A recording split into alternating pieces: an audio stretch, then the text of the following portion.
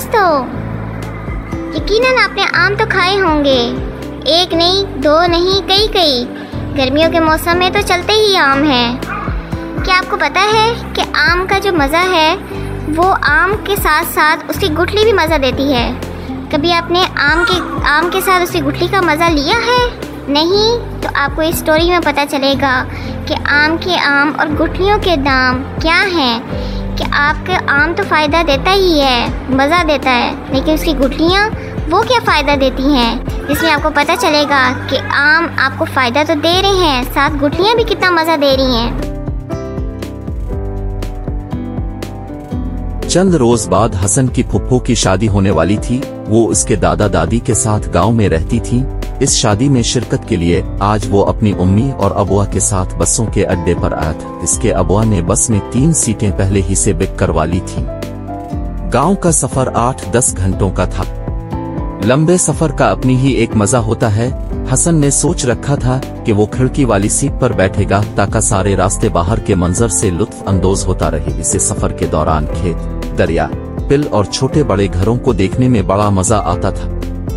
उनकी बस आने में अभी कुछ देर थी। इसके अबुआ उन्हें वेटिंग रूम में ले आए और उन्हें वहां बिठा दिया। सामान से भरे बैग उन्होंने अपनी कुर्सी के पास रख लिए थे। अपनी बहन की शादी पर वो भी बड़े खुश थे। उन्होंने बैंक से 1 लाख रुपए निकलवा कर कमीज के अंदर अपने बनियान की जिप वाली जेब में रखे हुए थे। ये पैसे उन्होंने इसलिए निकलवाए थे ताकि बहन की शादी में काम आ सके। हसन की उम्मी ने भी इस शादी की तैयारी पहले से ही शुरू कर रखी थी। जिस जमाने में सोना सस्ता था, उन्होंने ज़ूरों का पूरा सीट हसन की फुप्पो को शादी में देने के लिए बनवा कर रख लिया था और वो इस वक्त उनके बड़े से पर्स में रखा हुआ था, जिसे उन्होंने बड़ी एहतियात से गले में लटका कर दोनों हाथों से पकड़ रखा था। ये देखकर हसन को बड़ी हंसी आई। इसने कहा, उम्मी, अपने जिस अंदाज से अपना पर्स पकड़ा हुआ है, कोई बच्चा भी देखे तो समझ जाए कि इसमें कोई कीमती चीज रखी हुई है। इसकी उम्मी ने मुस्कुरा कर उसे देखा और पर्स से हाथ हटा लिए। हसन ने ठीक बात की थी। हसन उनके पास नहीं बैठा, वो इधर उधर घूमने फिरने लगा। इसके अबुआ इस पर मुसलसल नजरें रखे हुए थे कि वो कहीं दूर ना निकल जाए। वहाँ पर लोगों का काफी रश था जो दूर दराज के सफर पर जाने के लिए यहाँ आए थे। हसन 10 साल का था और काफी समझदार और होशियार था। वो कोई ऐसा काम नहीं करता था जिससे इसके उम्मी अबुआ को कोई परेशानी हो, इसलिए वो खुद भी वहाँ से ज्यादा दूर नहीं जा रहा था।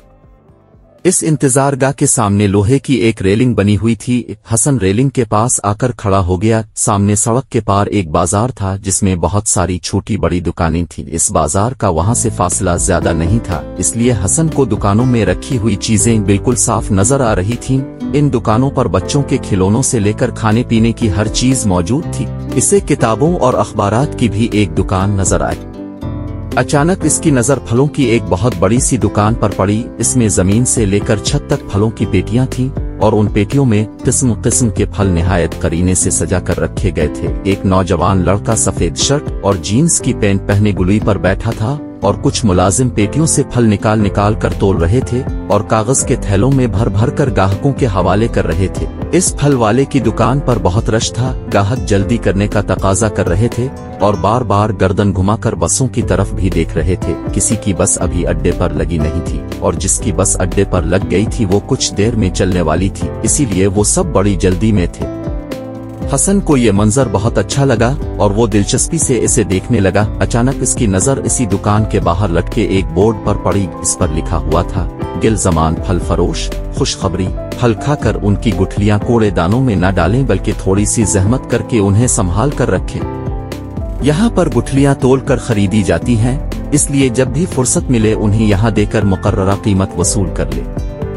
बोर्ड पर लिखी तहरीर पढ़कर हसन को बहुत हैरत हुई। वो अपने अबुआ के पास आया। वो किसी सोच में गुम बैठे थे। अबुआ जान, वो देखिए फलों वाले की दुकान पर क्या लिखा, इसने कहा। इसके अबुआ ने एक नजर बोर्ड पर डाली और मुस्कुरा कर बोले, इस बारे में तो एक कहावत भी बहुत मशहूर है कि आम के आम गुठलियों के दाम। लेकिन अबुआ जान, ये दुकानदार उन गुठलियों का क्या करते होंगे? हसन ने पूछा। अगर उसकी समझ में कोई बात नहीं आती थी तो वो अपने अबुआ से इसके बारे में पूछता जरूर था। ये एक अच्छी बात थी क्योंकि इससे मालूमात में इजाफा होता है। इसके बहुत से जवाबात हो सकते हैं। तो वो उन गुठलियों को अपने बाग में बो देता होगा और उनसे फलों के पौधे उगाते होंगे और अब फिर उन्हें महंगे दामों किसी हकीम को बेच देता हो। वो हकीम इन गुठलियों से दवाइयाँ बना लेता होगा। बहरहाल वो कुछ न कुछ तो उनसे करता ही होगा। असल बात तो वो दुकानदार ही बता सकेगा। अबुआ जान की ये बात सुनकर हसन का तजस्सुस और भी बढ़ गया। वो ये जानने के लिए बेचैन था कि फल वाला ये गुठलियाँ क्यों खरीदता है जबकि लोग तो उन्हें कूड़े में फेंक देते हैं। थोड़ी देर तक खामोश रहने के बाद इसने अपने अबुआ से कहा, अबुआ जान, बस तो जाने कब आएगी? क्या आप मेरे साथ इस फल वाले की दुकान पर चलेंगे? मैं इससे इस सवाल का जवाब मालूम करना चाहता हूँ।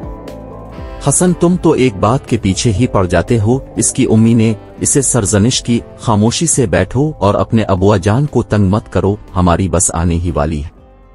इसके अबुआ ने धीमे लहजे में कहा, देखो हसन, इस वक्त हमारे पास बहुत सा रुपया पैसा और जेवर है। ये बात मुनासिब नहीं होगी कि हम लोग बेमकसद इधर उधर घूमें। यहाँ पर बहुत सारे नौसरबाज और जेब कतरे घूम रहे होते हैं। चुपचाप बैठकर दुआ करो कि हम साथ खैरियत के अपनी मंजिल पर पहुँच जाएं।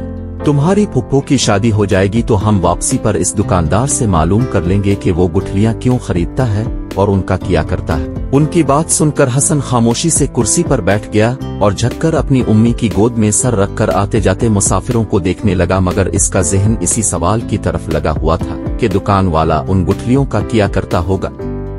थोड़ी देर बाद उनकी बस अड्डे पर लग गई। वो लोग जिनके पास इस बस के टिकट थे अपना अपना सामान लेकर उसकी तरफ भागे। सीटें तो सबकी ही बिक थीं।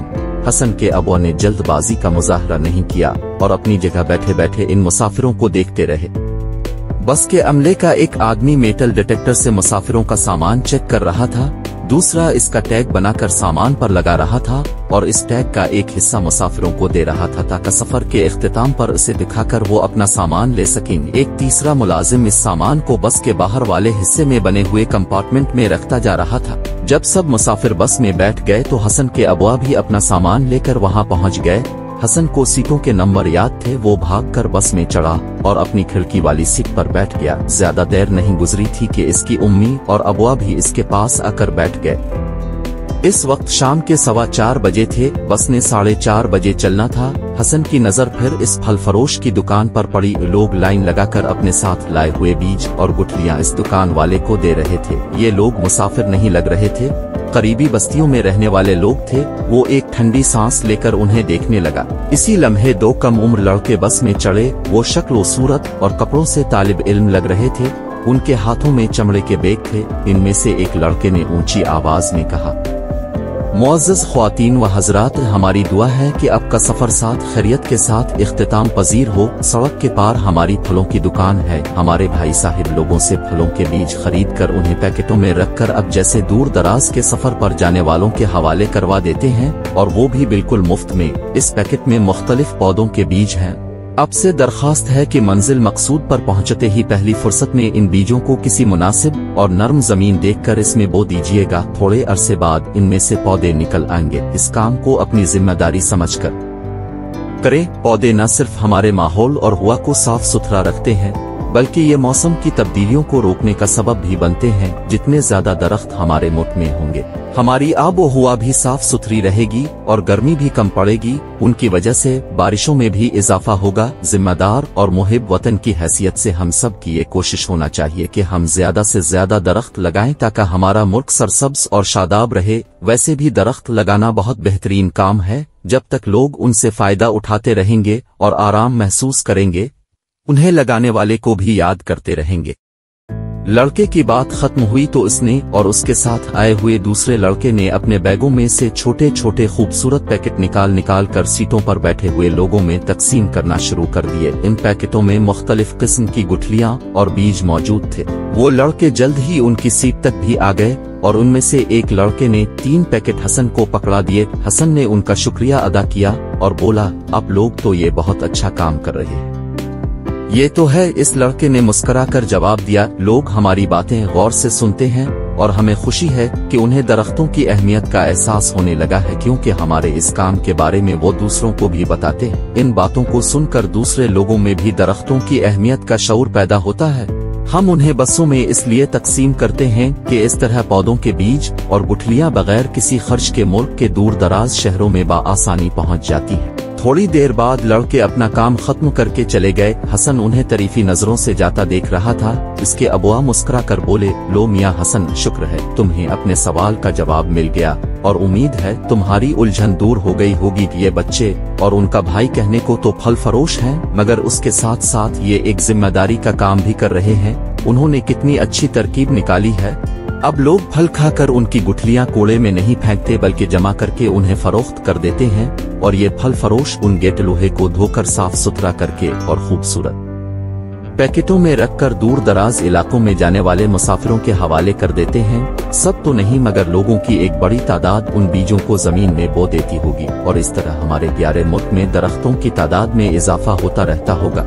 हसन इस बात से बहुत मुतासिर नजर आ रहा था। उसने कहा, ऐसे लोग कितने अच्छे होते हैं जो खामोशी से अपने मुल्क की बेहतरी के कामों में लगे रहते हैं। जैसे ये नेक दिल फल फरोश। अब मैं भी फलों की गुठलियां और सब्जियों के बीज फेंका नहीं करूंगा, उन्हें जमा करता रहूंगा। घर और स्कूल की क्यारियों में, खेल के मैदान के किनारे पर और पार्कों के अंदर। इसके अलावा पिकनिक पर कहीं घूमने फिरने गया तो उन्हें वहां जमीन में लगा दिया करूंगा। बारिश के पानी और धूप से पौधे निकल आया करेंगे और खुद ब खुद ही बड़े होते रहेंगे। इन बीजों को मैं पप्पो के घर के सहन में भी लगाऊंगा। शादी के बाद वो जब दादी दादा से मिलने आया करेंगी तो मैं मोबाइल पर उनसे उन पौधों के मुताल्लिक पूछा भी करूंगा कि वो कितने बड़े हो गए। इस नेक दिल दुकानदार की कहानी अपने दोस्तों को भी सुनाना ताकि वो भी इस बात पर अमल कर सकें और फलों और सब्जियों से निकली हुई गुठलियां और बीज ज़ाय ना करें बल्कि थोड़ी सी मेहनत करके उन्हें जमीन में बो दें ताकि उनसे दरख्त और पौधे निकल आएं। और इसी सिलसिले में एक और बात भी तुम्हें पता होगी, जितनी तवज्जो हम नए दरख्तों के लगाने पर देते हैं इतनी ही तवज्जो हमें उन दरख्तों पर भी देनी चाहिए जो पहले ही से हमारे अर्द गिर्द मौजूद हैं। हमें उन्हें काटना भी नहीं चाहिए और उनकी हर तरह हिफाजत भी करना चाहिए और उनकी खाद उन्हीं का खास ध्यान रखना चाहिए।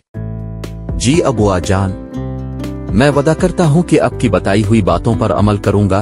हसन ने कहा। बस के चलने का वक्त हो गया था। थोड़ी देर बाद वो चल पड़ी। हसन की नजर उन दोनों लड़कों पर पड़ी। वो अब एक दूसरी बस में चढ़ रहे थे। हसन उन्हें देखकर मुस्कुराने लगा।